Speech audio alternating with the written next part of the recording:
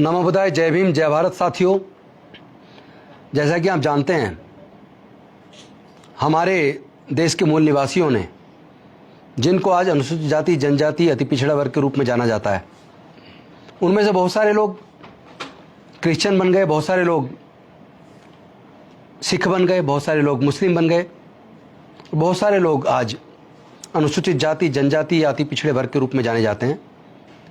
लगभग 3,500 साल तक ये समाज, जिसकी संख्या लगभग 88% है, वो प्रताड़ित रहा। जाति की वजह से उनका उत्पीड़न हुआ।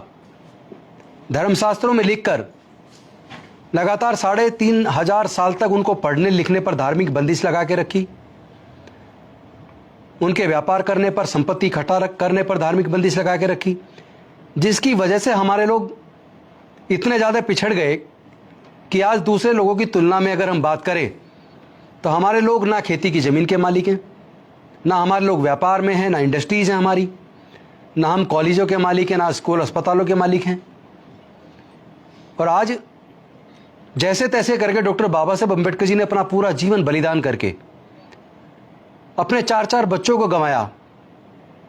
यहाँ तक कि उनकी पत्नी माता रमाबाई जी चली गई।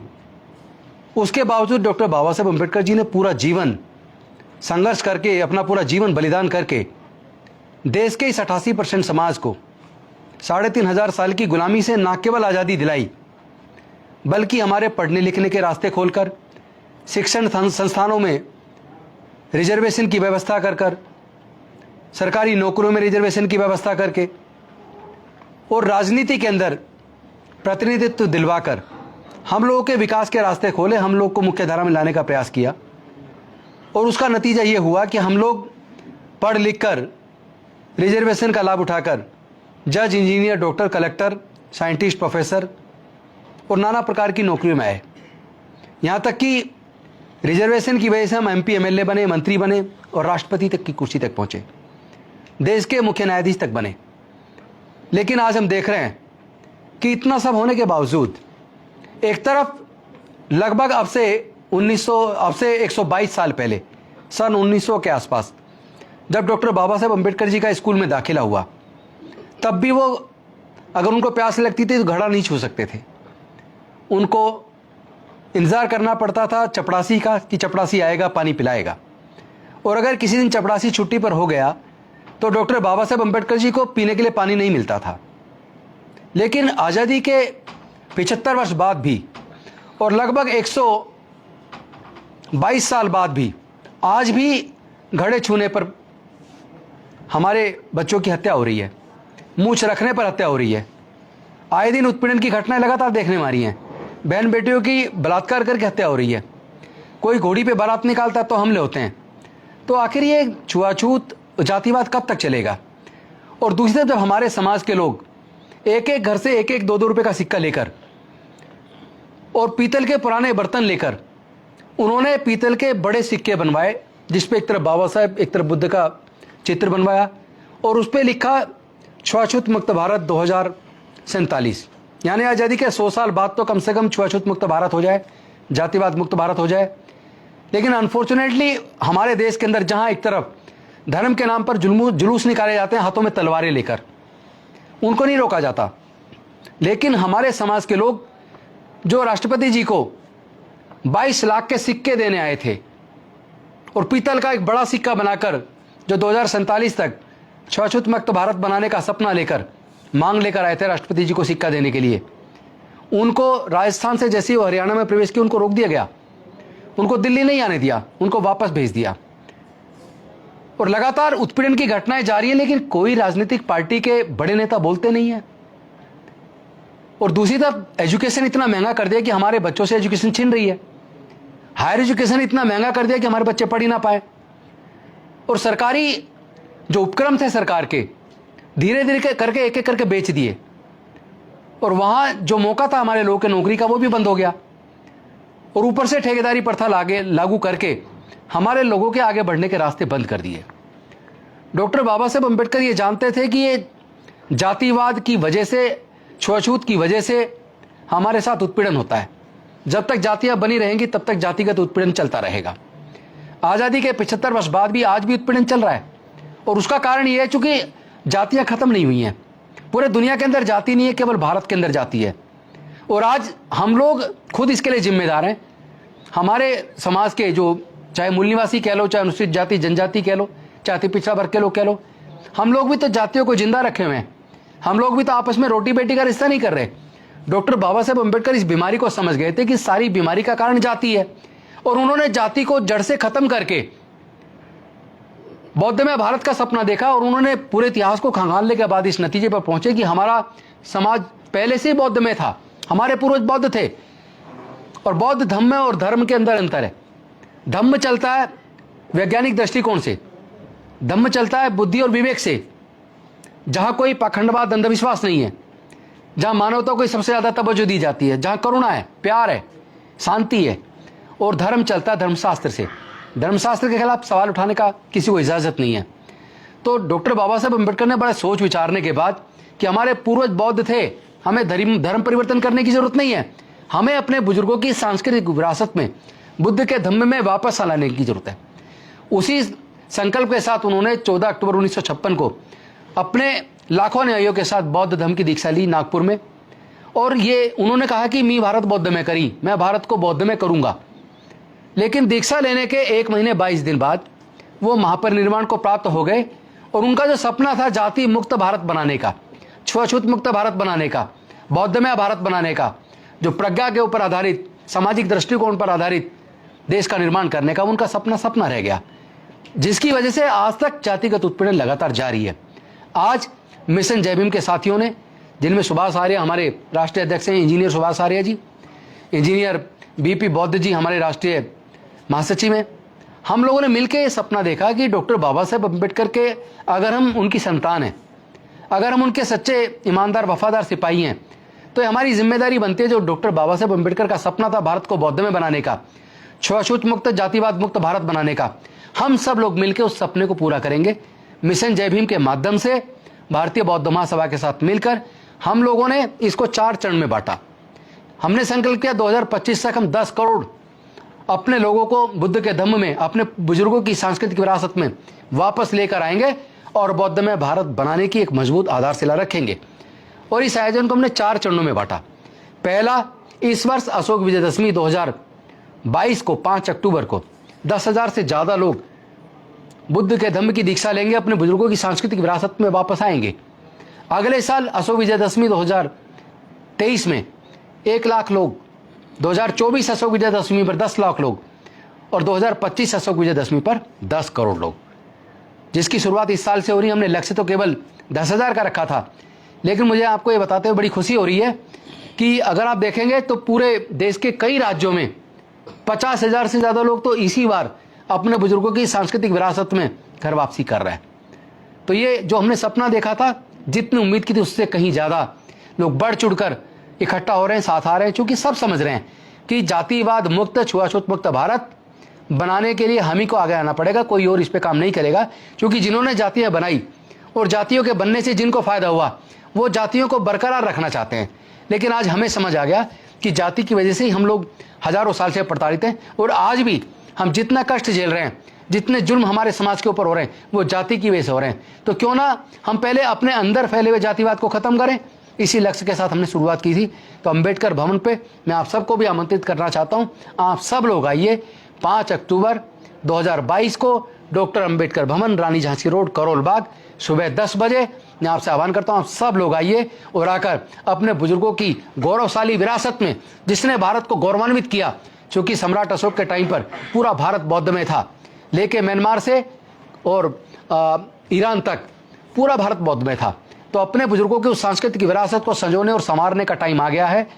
आप सब लोग आइए, मैं आपको आमंत्रित करता हूं और आह्वान करता हूं कि हमें तब तक चैन से नहीं बैठना जब तक हम भारत को छुआछूत मुक्त, जातिवाद मुक्त ना कर दें, जब तक अपने लोगों के साथ जाति के आधार पर होने वाले जुल्मों को पूरी तरह खत्म ना कर दें, जब तक हमारी बहन बेटियों की इज्जत उठना बंद ना हो जाए, जब तक हमारे लोगों की घोड़ी चढ़ने पर, मूंछ रखने पर हत्या बंद ना हो जाए, घड़े छूने पर हत्या बंद ना हो जाए, जब तक हमें मानवता का दर्जा न मिल जाए, जब तक हमारा स्वाभिमान सुरक्षित ना हो जाए, तब तक हम इस लड़ाई को जारी रखेंगे।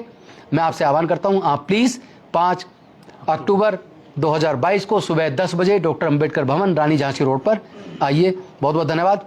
जय भीम, जय भारत, नमो बुद्धाय। चूंकि ये फूले साहू अंबेडकर पेरियार की विरासत को संजोने और संवारने का समय है, तो मैं आपके प्रश्न को आमंत्रित करता हूं। आप लोग कोई सवाल करना चाहें तो कर सकते हैं। गौतम साहब, 2 सवाल है जी। पहला सवाल पहले पूछ लेता हूँ और दूसरा सवाल आपके उत्तर के बाद रखूंगा। आप कह रहे हैं कि घर वापसी करा रहे हैं, कहाँ से करवा रहे हैं घर वापसी? बेसिकली जो ये सामाजिक व्यवस्था जिसमें हम लोग आज रह रहे हैं, जिसमें अनेकों जातियों में हम लोग बटे हुए हैं, इसलिए उत्पीड़न का शिकार हैं।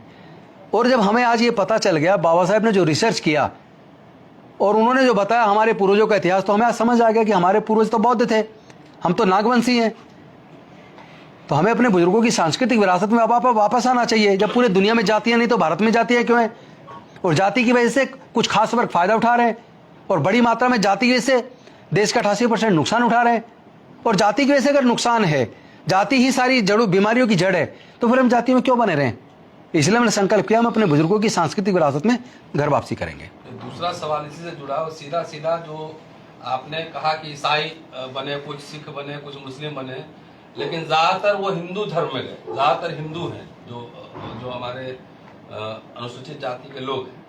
तो हिंदू धर्म से घर वापसी, ये जो आप काम कर रहे हैं बहुत चुनौती वाला काम है और बहुत इसमें कई तरह की परेशानियां भी आ सकती हैं, क्योंकि अभी जो देश में माहौल है उसकी रीढ़ जो है, राजनीति की रीढ़ धर्म है। तो हिंदू बन के दलित पिछड़े सब वोट दे रहे हैं बीजेपी को और संघ परिवार में एक तरह हिंदुआइजेशन हो रहा है, और आप वहां से वापसी करा रहे हैं। इसका मतलब उनकी धर्म की राजनीति की रीढ़ पे आप चोट करने जा रहे हैं।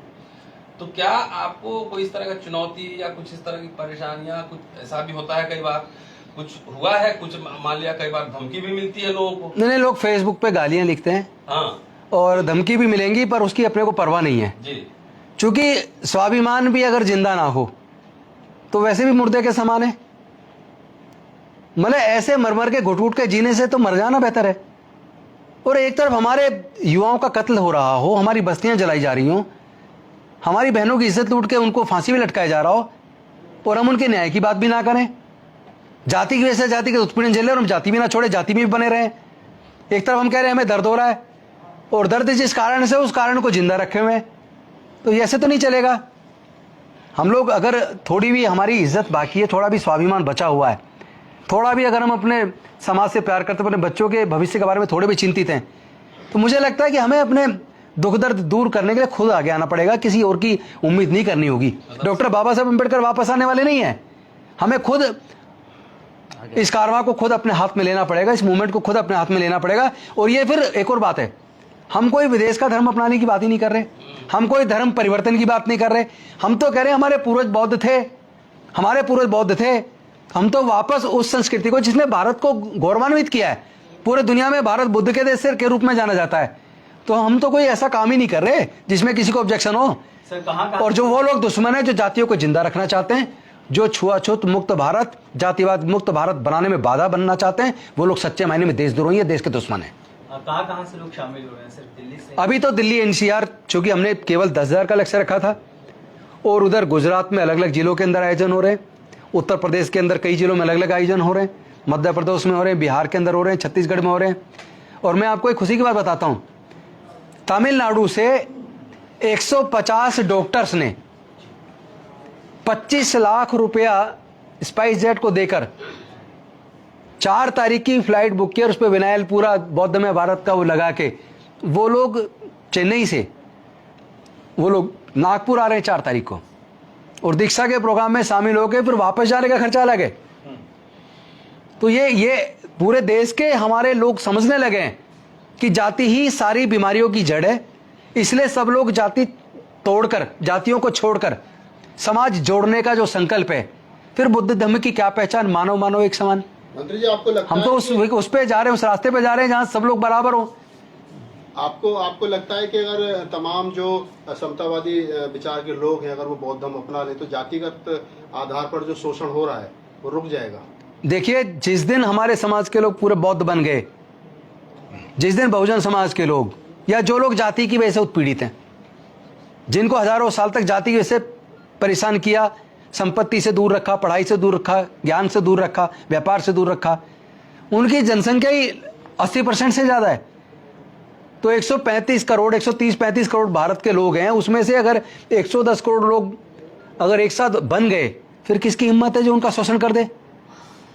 ये तब तक शोषण चलेगा जब तक आप जातियों में बने रहोगे, हजारों जातियों में टुकड़ों में बटे रहोगे, तब तक शोषण चलता रहेगा। लेकिन जिस दिन आपने अपने अंदर फैले हुए जातिवाद को खत्म कर दिया, तो जिन लोगों ने जातियां बनाई हैं वो जाति खत्म नहीं करेंगे। लेकिन जिस दिन आपने जाति खत्म करके आपस में एकजुटता बना ली, उस दिन जिन्होंने जाति बनाई वो खुद जाति खत्म करने के लिए इस आंदोलन में आगे आ जाएंगे। ये मेरा दावा है।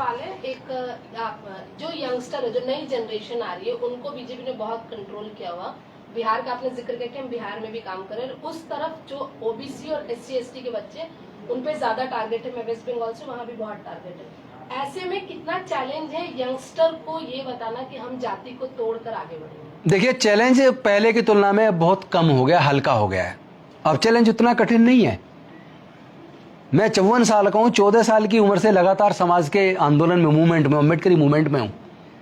उस वक्त तो एक जगह से दूसरे जगह तक सूचना देना मुश्किल था, पर्सनली जाना पड़ता था। साइकिल पे जाते थे या 2 व्हीलर पे जाते थे, बल्कि जब शुरुआत की थी तब तो 2 व्हीलर भी नहीं थे, साइकिल पे जाते थे, पैदल जाते थे, बस से जाते थे। और उसके बाद आंदोलन चलता, धीरे धीरे कुछ खास घरों में लैंडलाइन फ़ोन आए, किसी के घर जाना पड़ता था फ़ोन करने के लिए, नंबर भी देते थे तो बोलते थे इतने बजे फ़ोन करना, मैं वहाँ पहुँच जाऊँगा। आज आपके पास सोशल मीडिया है, आज तो मेन स्ट्रीम मीडिया के मोहताज नहीं हम लोग। आज तो हमारे सबके पास मोबाइल है, मोबाइल से सोशल मीडिया से सारी बातें, सारे संदेश जा रहा है। आप सबके यूट्यूब चैनल के माध्यम से पूरे दुनिया में संदेश जा रहा है। तो अब चैलेंज हल्का हो गया है, पहले चैलेंज कठिन था। दूसरी बात, पहले मूवमेंट हमारे जिन लोगों ने शुरू किया वो बूढ़े होकर मर गए, लेकिन मूवमेंट अपने साथ लेके मर गए। आज मुझे इस बात को बताते हुए बड़ी खुशी हो रही है और गर्व भी और गौरव भी हो रहा है। ये आज तो हमारे कॉलेज के पढ़ने वाले बच्चे, नौकरियों में रहने वाले लोग, सारे यंग लोग, वो ही सोशल मीडिया पे पूरी तरह खुल के न्याय की बात कर रहे हैं, न्याय की आवाज उठा रहे हैं। तो अब तो यूथ ने अपने हाथ में ले लिया आंदोलन, अब उतनी तकलीफ नहीं है जितनी पहले थी। तो मैं समझता हूँ पहले की तुलना में रास्ता आसान हो गया है। सर, अभी आप कह रहे हैं कि दिल्ली के जो लोग हैं उन्हीं को धमदीचा प्रोग्राम रखा है, लेकिन सर सबसे बड़ी प्रॉब्लम तो ये है कि जो जागरूक लोग हैं वो तो ऑलरेडी है ही, और मैक्सिमम वो लोग, उन लोगों पर अत्याचार शायद न के बराबर, क्योंकि वो जागरूक है, वो चीजों को संभाल के चलते हैं। लेकिन चैलेंज तो वहाँ है जो गांव के लोग हैं, जो पढ़े लिखे नहीं है, पहले से ही काफी दबे कुचले हैं। तो ऐसे लोगों को मतलब इस धारा से कैसे जोड़ सकते हैं? मैं आपको एक बात बता दूं, और बड़े मुझे इस बात का खुशी भी है कि गांव के लोग जुड़ रहे हैं बहुत बड़ी मात्रा में। आज ही मेरे पास दतिया से, मध्य प्रदेश से, गांव से लोग आए। उन्होंने कहा हम सोशल मीडिया पे आपको सुनते हैं और हमने संकल्प किया हम मिलके जरूर आएंगे।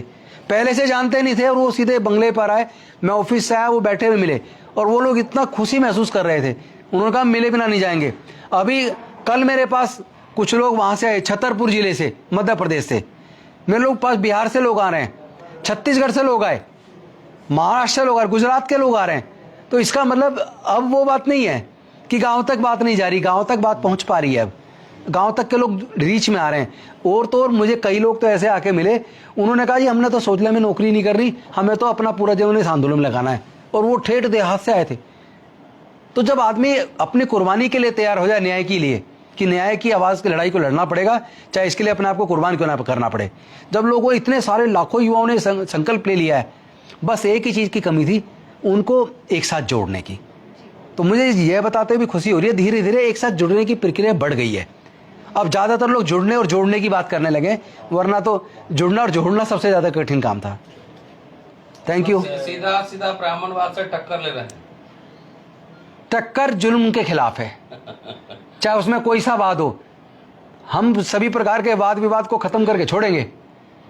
हमें तो मानवतावाद चाहिए, इंसानियत चाहिए, न्याय चाहिए, समता, स्वतंत्रता, बंधुता और न्याय पर आधारित, प्रज्ञा पर आधारित, करुणा पर आधारित, शील पर आधारित जो बुद्ध का धम्म है, जिसमें सबके लिए समान अवसर है और जिससे भारत गौरवान्वित होता है, उस रास्ते पर चलने में दिक्कत क्या है? जिन देशों ने बुद्ध के धम्म को अपनाया वो तरक्की में दुनिया में आगे निकल गए। तो भारत को अगर तरक्की करनी है तो अपना जो मूल धम्म है भारत का, बुद्धिज्म, जिससे भारत गौरवान्वित हुआ है, उसमें अपनाने में किसी को क्या दिक्कत है? हम तो किसी धर्म के खिलाफ नहीं बोल रहे, किसी हमला नहीं कर रहे। जिसको जो मानना है उसकी स्वतंत्रता, भारत का संविधान सबको इजाजत देता है, अपने धार्मिक आस्था की स्वतंत्रता की इजाजत देता है। तो सबका अपना पर्सनल व्यू है, ये तो फेथ तो अपना पर्सनल होता है, जिसको जो मानना है माने। Thank you. नमो बुद्धाय, जय भीम। नमो बुद्धाय।